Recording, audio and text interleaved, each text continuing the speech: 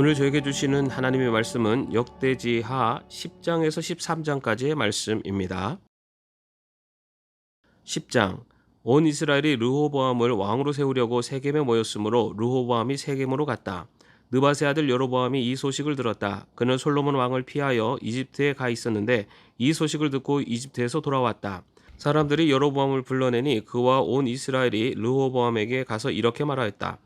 임금님의 아버지께서는 우리에게 무거운 멍에를 메우셨습니다. 이제 임금님의 아버지께서 우리에게 메우신 중노동과 그가 우리에게 지으신 이 무거운 멍에를 가볍게 해주십시오. 그러면 우리가 임금님을 섬기겠습니다. 르호보암이 그들에게 말하였다. 사흘 뒤에 나에게 다시 오시오. 이 말을 듣고 백성들은 돌아갔다. 르호보암 왕은 그의 아버지 솔로몬이 살아있을 때 그의 아버지를 섬긴 원로들과 상의하였다. 이 백성에게 내가 어떤 대답을 하여야 할지 경들의 충고를 듣고 싶습니다. 그들은 르호보암에게 이렇게 대답하였다. 임금님께서 이 백성에게 너그럽게 대해주시고 백성을 반기셔서 그들에게 좋은 말로 대답해 주시면 이 백성은 평생 임금님의 종이 될 것입니다. 원로들이 이렇게 충고하였지만 그는 원로들의 충고를 무시하고 자기와 함께 자라 자기를 받드는 젊은 신하들과 의논하며 그들에게 물었다. 백성이 나에게 선친께서 메어주신 멍에를 가볍게 해달라고 요청하고 있어. 이 백성에게 내가 어떤 대답을 해야 할지 그대들의 충고를 듣고 싶소. 왕과 함께 자라난 젊은 신하들이 그에게 말하였다. 이 백성이 임금님의 아버지께서 그들에게 메우신 무거운 멍에를 가볍게 해달라고 임금님께 요청하였습니다. 그러나 임금님께서는 이 백성에게 이렇게 말씀하십시오. 내 새끼손가락 하나가 내 아버지의 허리보다 굵다. 내 아버지가 너희에게 무거운 멍에를 메우셨으나 나는 이제 너희에게 그것보다 더 무거운 멍에를 메우겠다. 내 아버지께서는 너희를 가죽 채찍으로 매지라 했으나 나는 너희를 쇠 채찍으로 치겠다 하고 말씀하십시오. 왕이 백성에게 사흘 뒤에 다시 오라고 하였으므로 여로보암과 온 백성이 사흘째 되는 날에 르호보암 앞에 나와 왔다. 왕은 원로들의 충고를 무시하고 백성에게 가혹하게 대답하였다. 르호보암은 왕은 젊은 신하들의 충고를 따라 백성에게 이렇게 대답하였다. 내 아버지가 당신들에게 무거운 멍에를 메우셨으나 나는 이제 당신들에게 그것보다 더 무거운 멍에를 메우겠소. 내 아버지께서는 당신들을 가죽 채찍으로 매질하셨으나 나는 당신들을 쇠 채찍으로 치겠소. 왕이 이처럼 백성의 요구를 들어주지 않았으니 하나님께서 일이 그렇게 뒤틀리도록 시키셨던 것이다. 주님께서 이미 실로 사람 아이야를 시키셔서 느밧의 아들 여로보암에게 하신 말씀을 이루시려는 것이었다. 온 이스라엘은 왕이 그들의 요구를 전혀 듣지 않는 것을 보고 왕에게 외쳤다. 우리가 다윗에게서 받을 몫이 무엇이냐? 이새의 아들에게서는 받을 유산이 없다. 이스라엘아, 각자 자기의 장막으로 돌아가거라. 다윗이여, 이제 너는 너희 집안이나 다 돌보아라. 그런 다음에 온 이스라엘은 각자 자기들의 장막으로 돌아갔다. 그러나 유다의 여러 성읍에 살고 있는 이스라엘 자손은 르호보암의 통치 아래 남아 있었다. 르호보암 왕이 강제노동 감독관 하도람을 이스라엘 자손에게 보내었더니 이스라엘 자손이 그를 돌로 쳐서 죽였다. 그러자 르호보암 왕은 급히 수레에 올라서 예루살렘으로 도망하였다. 이렇게 이스라엘은 다윗 왕조에 반역하여 오늘에 이르렀다. 11장. 르호보암이 예루살렘에 이르러 유다와 베냐민 가문의 동원령을 내려서 정병 18만 명을 소집하였다.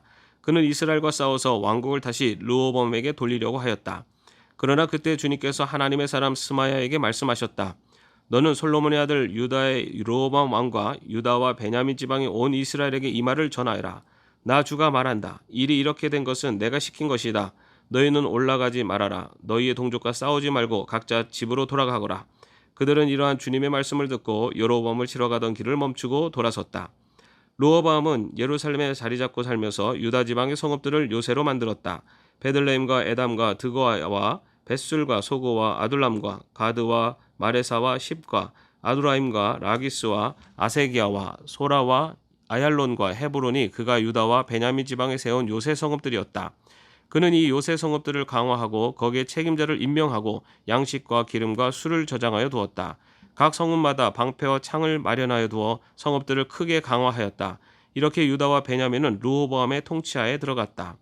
이스라엘 전국에 있던 제사장들과 레위 사람들이 모두 자기들이 살던 지역을 떠나 르호보암에게로 왔다.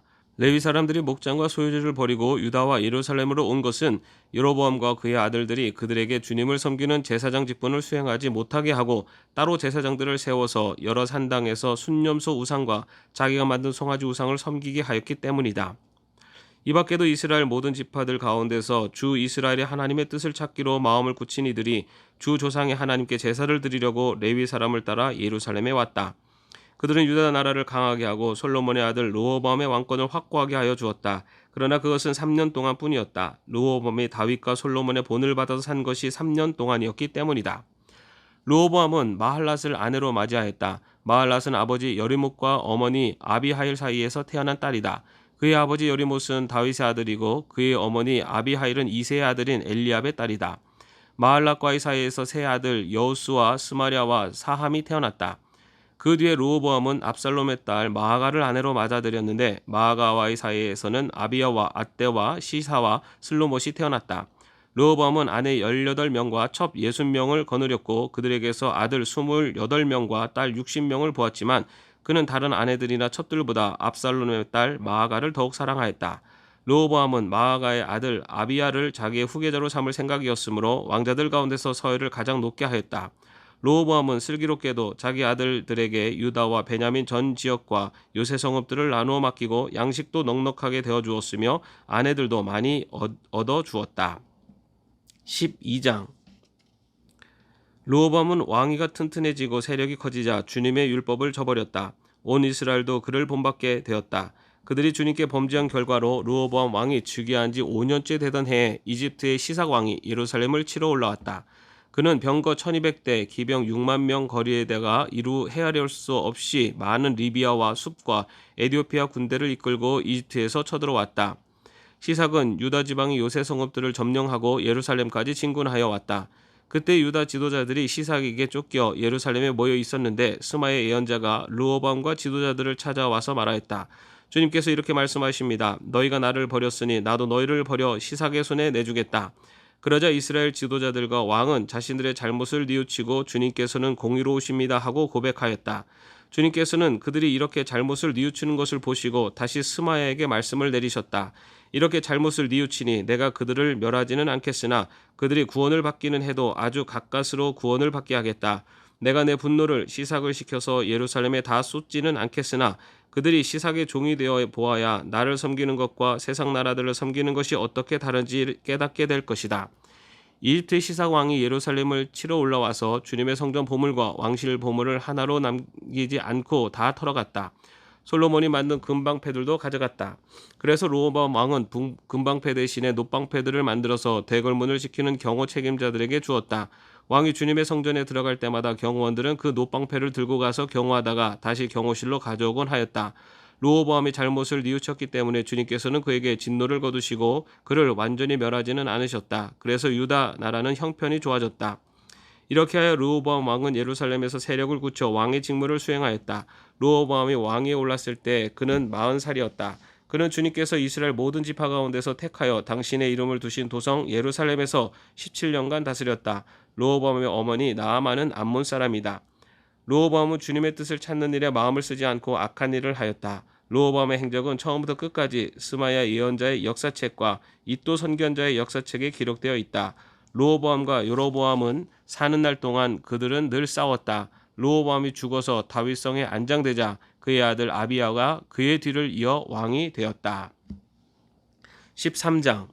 여로보암 왕 18년에 아비야가 유다의 왕이 되었다. 그는 예루살렘에서 세 해 동안 다스렸다. 그의 어머니는 기브아 사람 우리엘의 딸 마가야이다. 아비야와 여로보암 사이에 전쟁이 벌어졌다.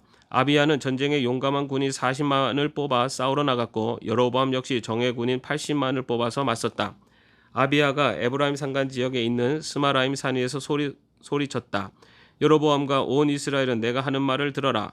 주 이스라엘의 하나님께서 다윗과 소금으로 파기될 수 없는 언약을 맺으시고 이스라엘을 다윗이 다스릴 나라로 영원히 그와 그의 자손에게 주신 것을 너희들이 모를 리가 없을 것이다. 그런데 다윗의 아들 솔로몬의 신하였던 느밧의 아들 여로보암이 일어나서 자기 임금에게 반역하였다. 건달과 불량배들이 여로보암 주변으로 몰려들어 솔로몬의 아들 르호보암을 대적하였다.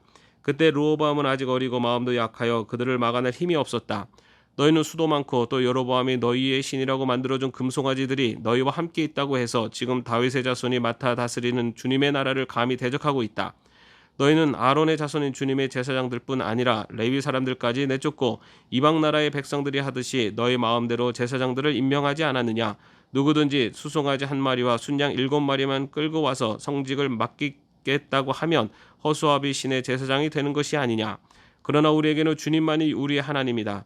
우리는 그를 저버리지 않았다. 주님을 섬기는 제사장들은 다 아론의 자손이다. 레위 사람들도 자기들의 직무를 수행하고 있다. 그들은 날마다 아침 저녁으로 주님께 번제를 드리고 향을 피워 드리고 깨끗한 상에 빵을 차려놓고 금 등잔대에는 저녁마다 불을 밝힌다. 이렇게 우리는 주님께서 정하여 주신 법도를 지키고 있다. 그러나 너희는 그 법도를 저버렸다. 똑똑히 보아라. 하나님은 우리와 함께 계신다. 그가 우리의 우두머리이시다. 그의 제사장들은 너희를 공격할 때 불려오고 비상나팔을 들고 서 있다. 이스라엘 자손아, 너희 조상의 하나님과 싸울 생각은 하지 말아라. 이길 수 없는 싸움이 아니겠느냐. 그러나 여로보암은 이미 복병에게 유다군 뒤로 돌아가 있다가 뒤에서 나오라고 지시하여 두었다. 복병이 매복하는 동안 중심 공격 부대는 유다군과 정면에서 대치하고 있었다. 유다군이 둘러보니 앞뒤에서 공격을 받고 있는 것이 아닌가. 그래서 그들은 주님께 부르짖고 제사장들은 나팔을 불었다. 유다군이 함성을 지르고 하나님께서 여로보암과 온 이스라엘을 아비야와 유다군 앞에서 치시니 이스라엘군이 유다군 앞에서 도망하였다. 하나님께서 이처럼 이스라엘군을 유다군의 손에 붙이셨으므로 아비야와 그의 군대가 이스라엘군을 크게 무찔렀다. 이스라엘에서 뽑혀온 정예병 가운데 죽어 쓰러진 병사가 50만 명이나 되었다. 이렇게 이스라엘군이 항복하고 유다군이 이긴 것은 유다가 주 조상의 하나님을 의지하였기 때문이다.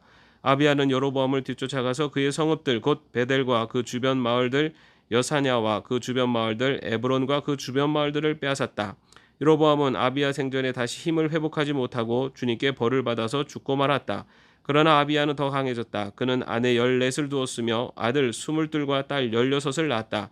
아비야 통치 때의 다른 사건들과 그의 치적과 언행은 이도 예언자의 역사책에 기록되어 있다.